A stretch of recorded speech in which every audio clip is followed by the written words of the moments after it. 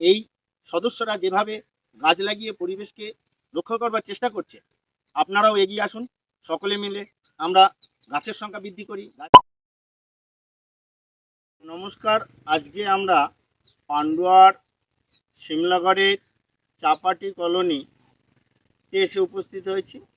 চাপাটি কলোনির শিব মন্দির যে উদ্বোধন কমিটি আছে, সেই কমিটির সক্রিয় সদস্যরা পান্ডুয়া নেচার লাভার ক্লাবের সঙ্গে যৌথ উদ্যোগে এই ক্যানেলের পাড়, ডিভিসি ক্যানেলের পাড়কে সবুজায়ন করার ক্ষেত্রে তারা উল্লেখযোগ্য অবদান রাখছেন। তাদেরকে পান্ডুয়া নেচার লাভার ক্লাব সহযোগিতা করতে পেরেছি, এটা আমাদের বড় আনন্দের ব্যাপার।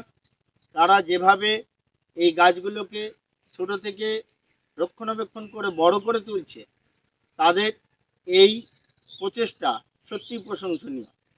তাই আপনাদের কাছে বিশেষভাবে অনুরোধ, চাপাটি কলোনির এই সদস্যরা যেভাবে গাছ লাগিয়ে পরিবেশকে রক্ষা করবার চেষ্টা করছে, আপনারাও এগিয়ে আসুন।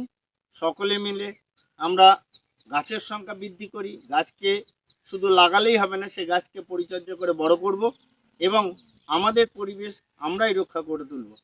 সকলকে আবারও চাপাটি কলোনির সকল মানুষ এবং বিশেষ করে এই শিব মন্দির যে কমিটি আছে, সেই কমিটির সকল সদস্য যারা আছেন, তাদেরকে আন্তরিক অভিনন্দন জানাচ্ছি পান্ডুয়া নেচার লাভার ক্লাবের পক্ষ থেকে।